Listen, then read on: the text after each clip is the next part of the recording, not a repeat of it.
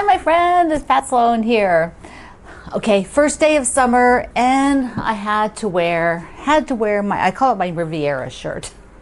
It's got scenery on it.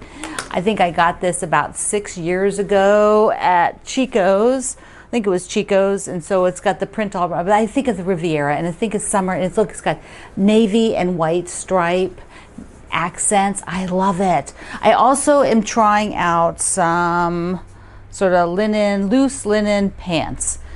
Okay, honestly, they make you look dumpy, okay? Supposedly these loose pants are supposed to be like stylish, but I always feel dumpy in them. But in the summer, it is hot and I can't wear leggings, and the jeans are also not so comfortable. I don't have lightweight jeans. And so I thought, okay, I'm gonna try a pair. These are, I'll link you to them. They're from Amazon. They're an extra large on me, and you know, I think they're a little too big, so I'm going to, as a size, it was the size they said. So I'm gonna order a pair of large and see how they are. They're linen and cotton, which means they'll look like I slept in them right away. But they're very comfortable. They're really comfortable, and they're loose, so they're not too hot. These ones, if the large fits better, I'll use these to walk in the morning when it's so hot. Because even though we walk early, like after the morning chat, if the morning video goes, we have breakfast and we walk, and it's still pretty warm by that time here in Virginia in the summer. So, okay, so that's it for summer. It's summer today, summer. Tomorrow is Seashell Day. So if you have a quilt with seashells on it, let's see them. There are lots and lots of beach quilts. Seashell fabrics, beach fabrics. So it'll be a lot of fun to see all of those. And then Saturday is Pink Flamingo Day. The beautiful, who cannot love a big pink bird? Gorgeous, they're gorgeous. So let's take a look at mine, and we'll look at my butterfly quilt at the same time. In celebration of Flamingo Day this coming weekend, there is mine, made by Peggers for me. She made the center, and then I quilted it with the wave stitch. And then I wanted to show you that, oh, got the butterfly up. Doesn't that look great? So I can see it as I'm going up and down the stairs. Love it, love it. It's just, that's about as big as I can have anything as long. Do you see? It's right at the edge there. I always love when I can get something up on that hallway wall, that's sort of a big impact that I get to enjoy. That one's, it's at its max limit. I can't get anything much larger than that if it's that wide. If it weren't quite as wide, I can do something a little bit longer. Okay, I have a challenge for today, and it's an easy one, because I know sometimes for me, maybe a lot of you, if somebody sort of issues a little bit of a challenge, they're like, okay, that doesn't seem so bad, I can do that. It's like assigning you a task. So I'm going to issue a label making challenge, because if we have labels, some labels made already, or even the parts of the labels already together and made, then when we finish our quilt and we get ready to put it on, it isn't like a whole nother big step. You just kind of go to your, box or whatever where you have the label stuff. So let me just show you my label box. I happen to use this tin, which I've shown you actually recently. It was a Milky Way tin from 1997, which a lot of you also have it if you've been quilting that long. That goes over there. So if you have not accumulated all of your stuff for label making into one place, do that. At a minimum, do that. Get your pens. If you have different kind of pens, there's all different kinds I use. If you have some pre-made labels, these are always fun to be using. See, we get these different ones. They're Stitch with Love. I like that one. Look how cute that is. I'll link you to labels. There's just all kinds of fun ones if you like to use those. You might have some panels of labels like this.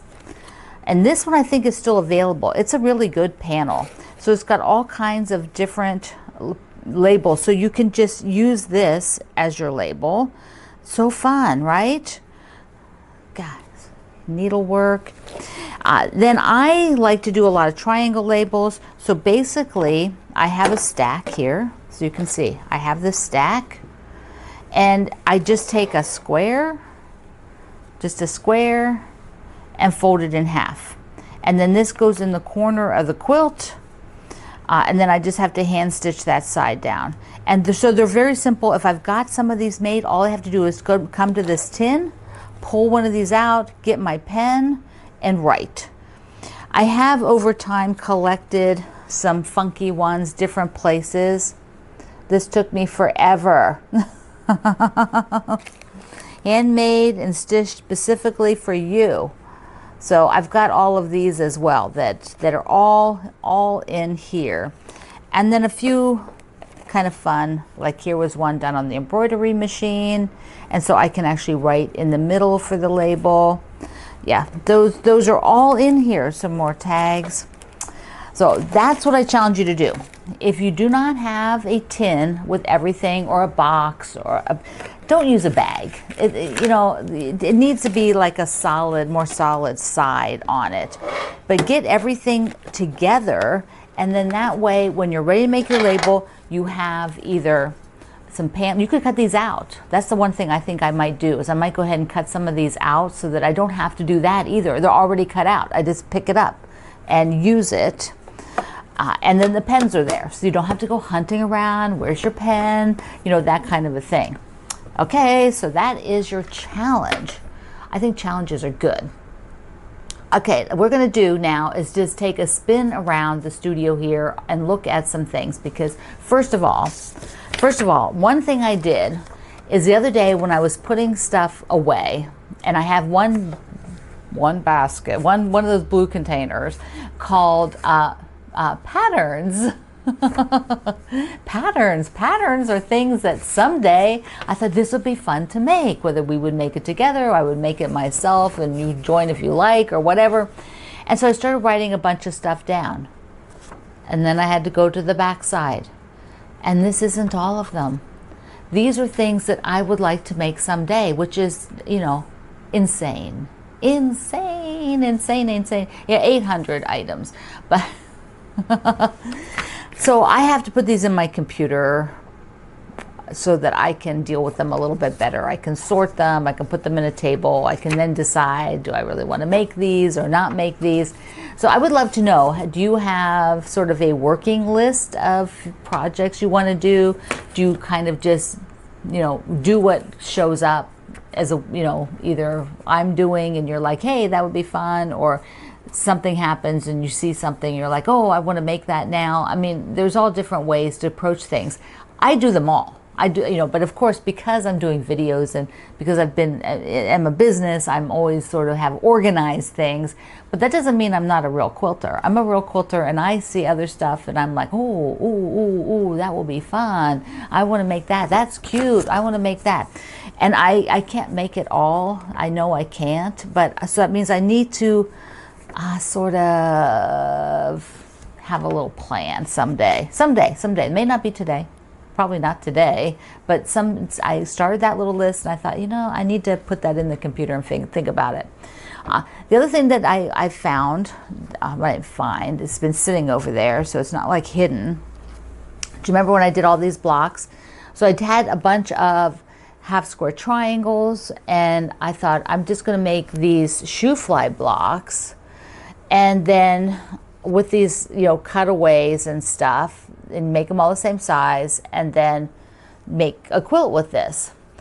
So this is kind of like one of those things I would normally, these blocks I would sew as I'm doing other things. So now I have like this huge stack, and I thought, okay, well, let's just put them up on the wall. I did this the other day, so let's take a look.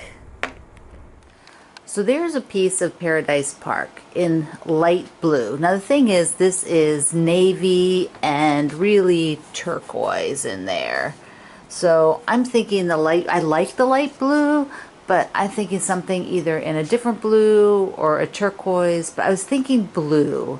So I went and I have this.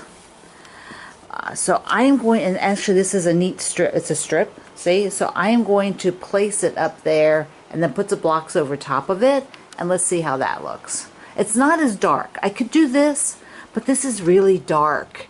And maybe I'll just use it for a border. you know, and binding, I don't know. So, okay, let me try this. Ooh, ah. I like that. I like it. So cool. Wow. Okay, so these are 6-inch blocks, which means I will sew these on the diagonal. I'm going to tilt you so that you can see, like, this is the first row, second row, third row, fourth row. You sew the rows on a diagonal. If you've not done blocks on point before, that's how it works. And then when you rotate, they look absolutely fantastic. So I do have to make this one. You know, I'm hoping it feels a little long and skinny, but I think it's fine, because otherwise, what do I got? 1, 2, 3, 4, 5, 6, 7 by 1, 2, 3, 4, 5. 5 by 7. I think that's good. And then I'll do like a little inner border maybe of this, and then maybe I'll do another little smaller border of the navy, so the blue, and then bring the navy out. That might look nice. Yeah. Okay. All right. I got a plan. So I like the plan. I like the plan of putting these together. Is that on this list? No, this is where the dilemma comes in. This is for me where the dilemma comes in. Okay, I've made these. It would be really cute. It'd probably be a great charity piece, but it's not one of the things, like, I have to stop and think, is it one of the things I really, really want to make? Do I really, really want to spend time on these? I did them because I didn't have another project on the go. Like this is, okay, I'm just going to cut this out here. So like these, I didn't have one of these projects with the checkerboards. I didn't have one of those on the go. I didn't have something like this on the go already, or like the Liberty box. There wasn't something where I had pieces ready to go. So I made these, and I made quite a stack of them. So now I'm thinking I might see if one of the charity groups wants to take the blocks and they can work with them, or I'll just keep the blocks for a while. But I'm not going to make it a priority project. That's how I have to think through things. And we can get quite excited about building something and then thinking, oh, we'll just put that together. But the time that it takes, is it this where you want to spend your time? Or would you rather spend your time doing your Liberty box? Or would I personally like to spend my time making this instead of sewing these together? And I am going to vote for this and not this. So that means I have this stack, and I'll probably put it with all those crumb blocks that I made a couple years back, because I still have all of those that I've not done anything with. And there's quite a lot of blocks. Maybe they'll all go in some sort of big bin for someday, or do as a giveaway. I don't know. I'm just sort of mulling things over. But it's where I think we get caught up as makers and getting excited about something. All of a sudden, we've sort of created a project for ourselves that wasn't on our schedule, and now we'll take time that we would probably rather use that time to do another thing, that this isn't really that high a priority or that interesting even to do. And maybe it is for you. Maybe you did this and this is like number one thing. It's feeding all your creative boxes and you're like, yeah, I'm on fire. I want to do it. But for me, it's not. For me, it's not. So that's a kind of a revelation of trying to stop myself from sort of falling into the rabbit hole. It happens. Okay, speaking of what do I really want to work on, and I have that goal of all the bindings. Oh, before that, I got this sewn, the top row of our Block Wednesday. There we go. Look at this. Okay, so that's done. Yay, I'm so excited. So I got that done. And I have my next quilt for binding, which that is a higher priority than those scrap blocks that I did. So I've got Will You Be My Neighbor, Whoops. Oh, oh, look at that fell out. Okay, hold on. Okay, so here's Will You Be My Neighbor. And it's backed with my Harmony wide back in black and white. And this was quilted quite a while ago. I don't know if Cindy did this one. I don't know who did this one. May have been Judy quite a while ago, but I looked in the bin for my bindings, and I did find this in there, but it's not enough for binding. And now what fell out of here? The binding. I had not opened it up. And look at this, a label. Speaking of label day, I put the label in there. It was folded inside here. I hadn't opened it up lately. Okay, so I'm good. So that is next, because I have to bind probably at least one a week in order to make the end of August. Yeah, and some of them are small. So those, when I get towards the smaller ones, I can probably do 2 in a week. And I'll probably be motivated because by the time I get to the small ones, I'm getting done. So I'm excited about that. Well, I have the Barn Star out on the clothesline. So let's go take a look. Here it is, the Barn Star. It is big. It is queen size. It'll hang over the edge of my bed and off the foot of the bed. You can see that I didn't need to add as much little border just on the top and bottom. I have a little bit more on the sides. So the quilting, you can see it really well on this particular block here. And that geometric, it really is super cool. It enhances it so much. There you can see it. But this was so fun to do, so fun to pick all the colors. I started with one fabric bundle. We did this last year as a block of the month. Blocks of the month.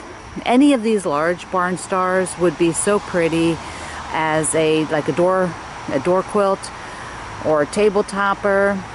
Now the backing, I did all one fabric. I was able to purchase from the fabric line. This was the sort of main bundle was this Lila Boutique fabric line. And then, can you see the quilting? Not as good on there because it's got so much pattern. You can see the diagonals, but it's got diagonals both ways, which is just really effective for this sampler. There we go. But then to make this more scrappy, I added in a lot of different backgrounds. So you can see some are white. Many of them are off-white. And then the gingham.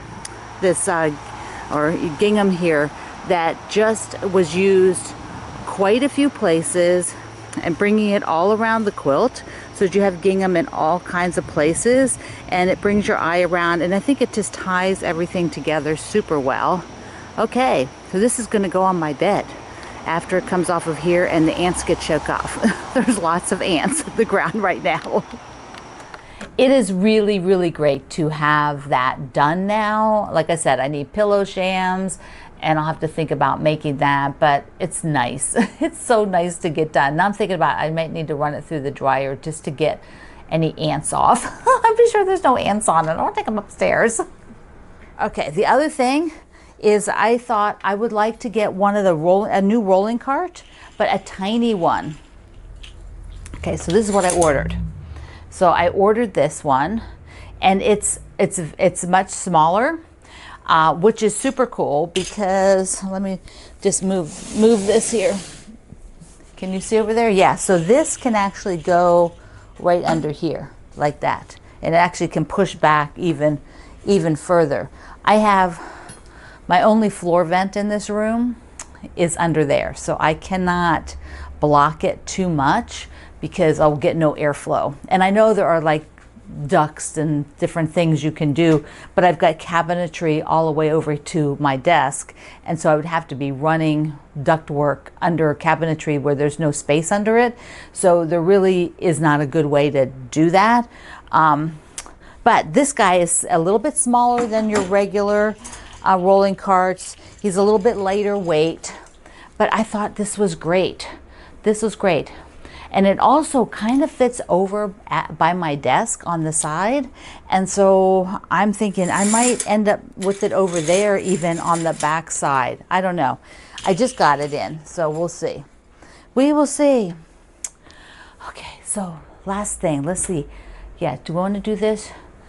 Yeah. Okay, let me tell you two things. See if we can fit this in. Tell you one thing. Then, so I gave away 10 more quilts to charity.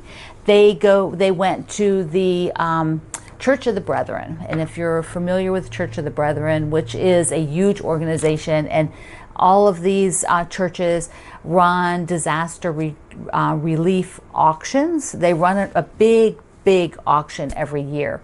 And last year, some of my quilts went to them, finished quilts that they used in the auction. The auction is in the spring, I believe. The group of ladies that we connected with are associated with the team that's providing quilts, and they like to take several quilts and hand quilt them, so they have maybe 2 to 4 hand quilted pieces that are up for auction. But they also will machine quilt my tops and put those up for auction in the auction, this big auction, which has all kinds of things. It's not just quilts. They're just doing quilts, and it's this once a year thing. So I'm super excited to connect with these ladies and this team. They really love to hand quilt. That's the one thing that they in particular are passionate about. The women that I met are the hand quilters. They are some of the people who are doing the hand quilting, and so they were just really fun to talk to and learn about what, and they've been with the organization for a long time.